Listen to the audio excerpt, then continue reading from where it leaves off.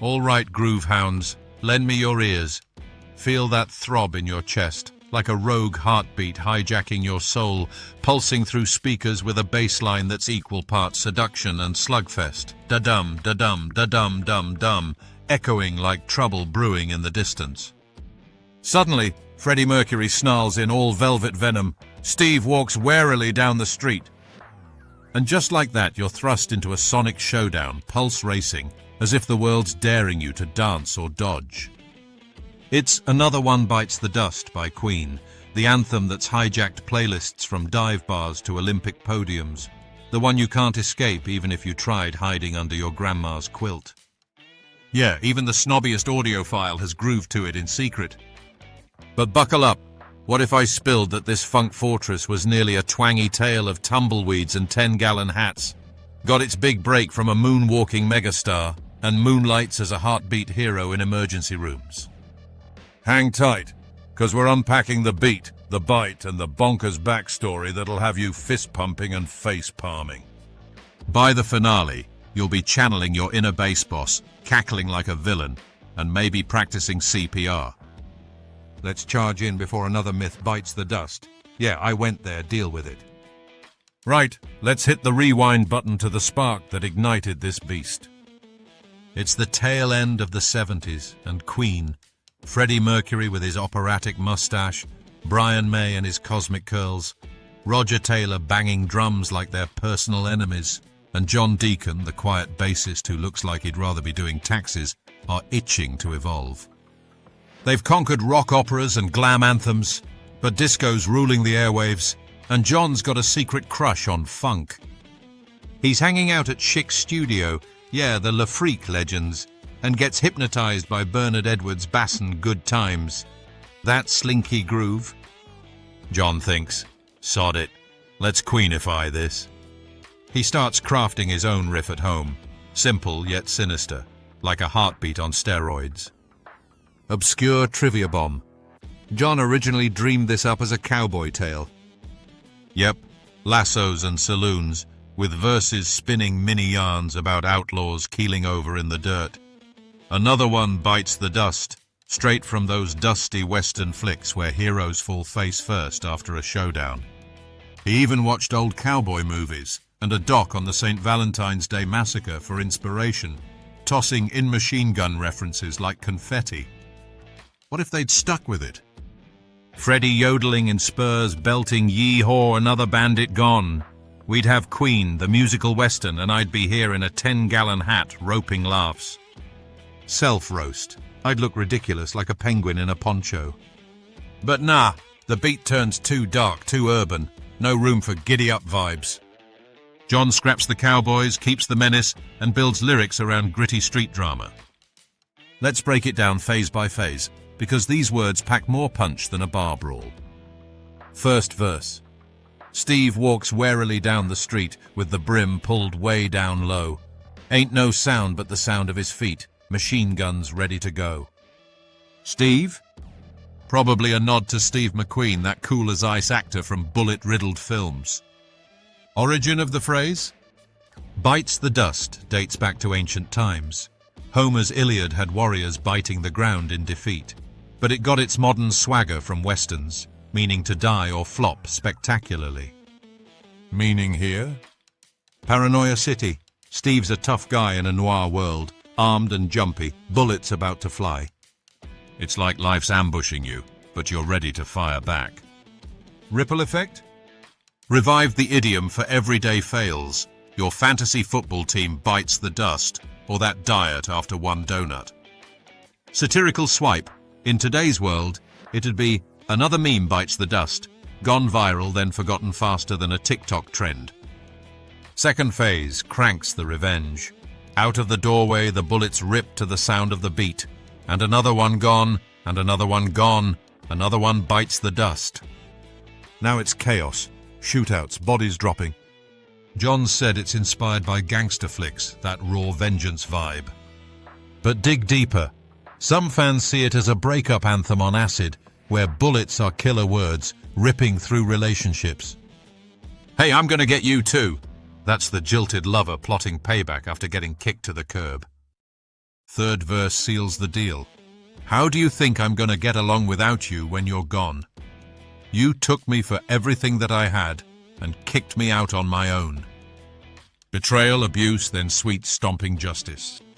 You beat me, cheat me, treat me bad. But I'm ready, yes, I'm ready for you. It's empowerment wrapped in fury.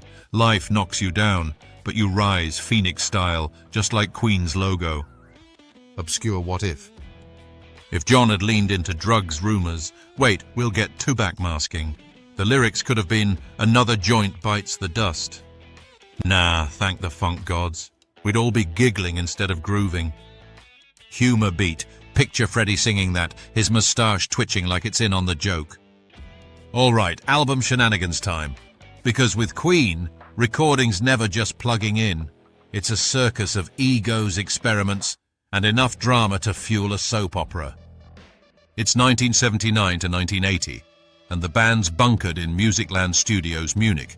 Think endless beer, wild nights, and Freddie partying like tomorrow's cancelled. They're hammering out The Game, their 8th album, ditching the no-synths vow for the first time. But irony alert, dust stays pure, no keyboards here. John's the mad scientist, playing bass, rhythm guitar, piano, reversed for that eerie whoosh like a ghost revving a motorcycle, and extra percussion. Roger's drums, looped endlessly, but he hated the muffled sound at first, taped up his kit like a crime scene witness. Brian sprinkles guitar effects via harmonizer in the bridge, turning it psychedelic. Freddie pours his soul into vocals, singing till his throat's raw, ad-libbing those hey hey shouts like a possessed cheerleader. Obscure trivia. The hand claps are looped too, creating that marching army feel, visceral, like you're in a mob hit. What if Roger had won the drum war? We'd have a thundering rock version, and disco fans would bite the dust instead. Self-roast. I'd be the T-boy in that studio, spilling brews while dodging Freddie's diva glares. The band's vibe? Tense but triumphant.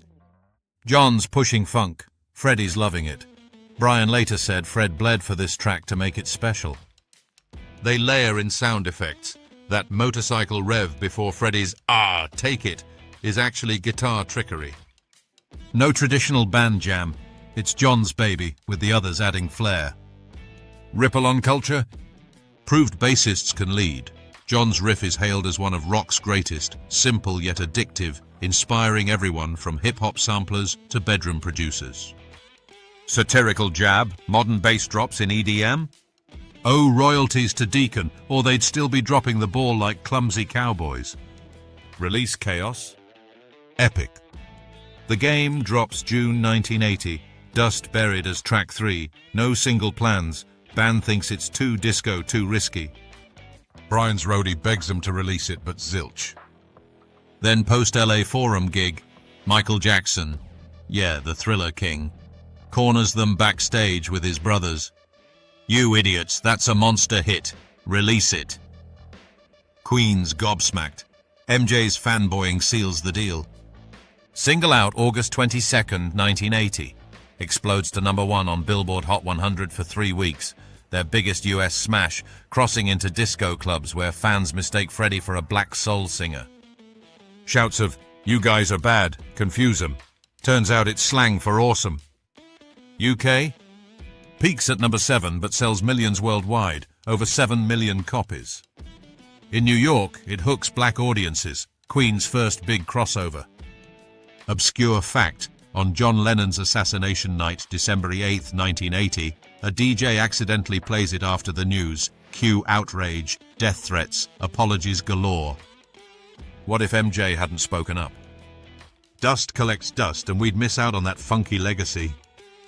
Humor aside, imagine Freddie and MJ duetting, moonwalking in capes. World implodes from sheer fabulousness. Now rise to mythic status.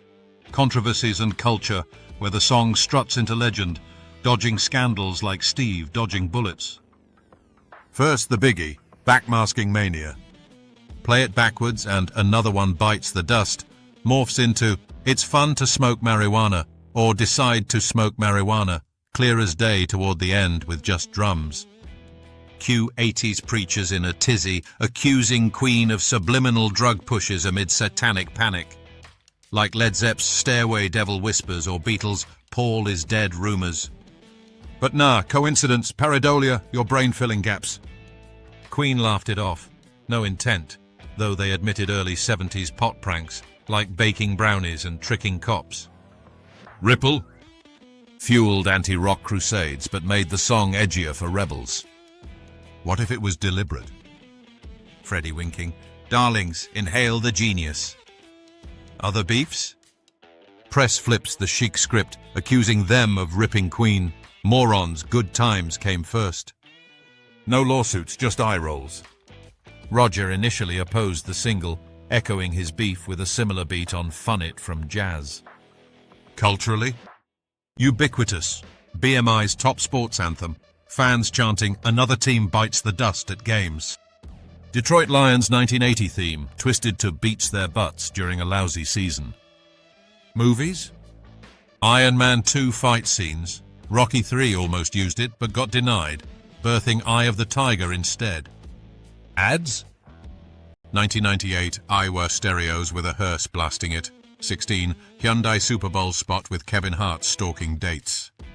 Even CPR classes, 110 BPM matches 100-120 compressions. American Heart Association endorses it for training. Save lives while grooving? Queen's accidental heroism. During Gulf War, British officer quips it after a skirmish. Wyclef Jean's remix banned in Iraq for offending troops. Satirical swipe, today's influencers?